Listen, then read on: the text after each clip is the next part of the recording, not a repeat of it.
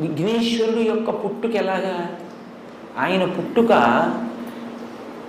ఒక స్త్రీ గర్భవాసం చేసి జన్మించిన వాడు కాదు.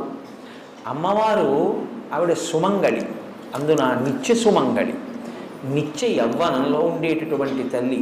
అటువంటి తల్లి కనుక ఎప్పుడూ పసుపు రాసుకుని ఉంటుంది ఆవిడ.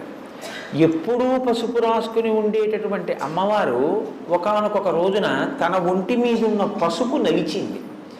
నలిచి ముద్ద చేసి ప్రాణప్రతిష్ఠ చేసింది. ఇప్పుడు విఘ్నేశ్వరుడు యొక్క మొదటి స్వరూపం నరవినాయకుడు. అంటే నరుడు ఎలా ఉంటాడో అలాగే పుట్టారు ఆయన. మరి గజముఖం ఎక్కడి నుంచి వచ్చింది?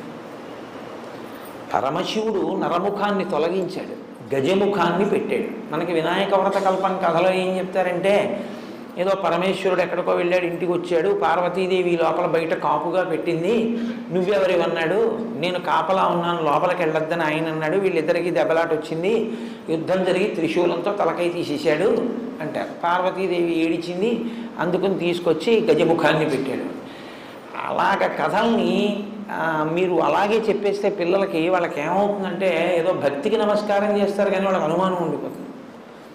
మీరేమో మంత్రపుష్పంలో ఈశాన సర్వ విద్యానాం ఈశ్వర సర్వభూతానాం బ్రహ్మాధిపతి బ్రహ్మణోధిపతి బ్రహ్మ శివో మే అస్తు సదాశివోం అని సమస్త విద్యలకు ఆలవాలం పరమశివుడని చెప్పి తన ఇంటి ముందు తన భార్య ఒంటి మీదున్న పసుపు తీసి ముద్ద చేసి ప్రాణప్రతిష్ఠ చేసి సృజించిన స్వరూపం తన కుమారుడే ఎదురుగుండా ఉన్నవాడని తెలుసుకోలేనటువంటి వాడు పరమశివుడే. దెబ్బలాట పెట్టుకుని పిల్లాడి తలకాయ తీసేస్తాడా? ఏమిటన్నా కథ? అది కాదు దాని అర్థం. కొంచెం జాగ్రత్తగా మీరు అర్థం చేసుకోవాలి. గజాసురుడు అని ఒక రాక్షసుడు ఉండేవాడు. గజాసురుడు అన్న రాక్షసుడు లోకాలన్నిటినీ బాధ పెడుతున్నాడు. నువ్వు ఎలా చనిపోతావురా అంటే, నా ముఖం ఉన్నవాడు చంపితే నేను చచ్చిపోతానన్నాడు. కాబట్టి ఇప్పుడు ఏనుగు ముఖంతో పిల్లవాడు రావాలి. కాబట్టి పరమశివుడు ఏమనుకున్నాడంటే, అమ్మవారి ఒంటి మీద ఉన్న పసుపుతో తయారు చేయబడిన వాడు కాబట్టి సాక్షాత్ శక్తి సంపన్నుడు. ఇటువంటి పిల్లవాడికి ఏనుగు ముఖం ఉంచితే గజాసుర సంహారం జరుగుతుంది. అందుకని ఆయన ఆ తలకాయని తొలగించి ఉత్తరాభిముఖంగా అమంగళకరంగా తలపెట్టుకుని నిద్రపోతున్న ఏనుగు ఎక్కడైనా ఉంటే దాని తల తెంచి తీసుకురమ్మన్నాడు.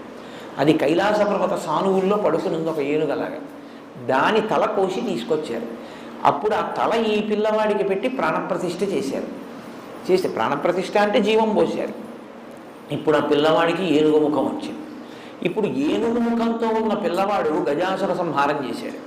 గజాసుర సంహారం చేశాడు కాబట్టి మీరు నేను సంతోషంగా ఉండగలుగుతాం.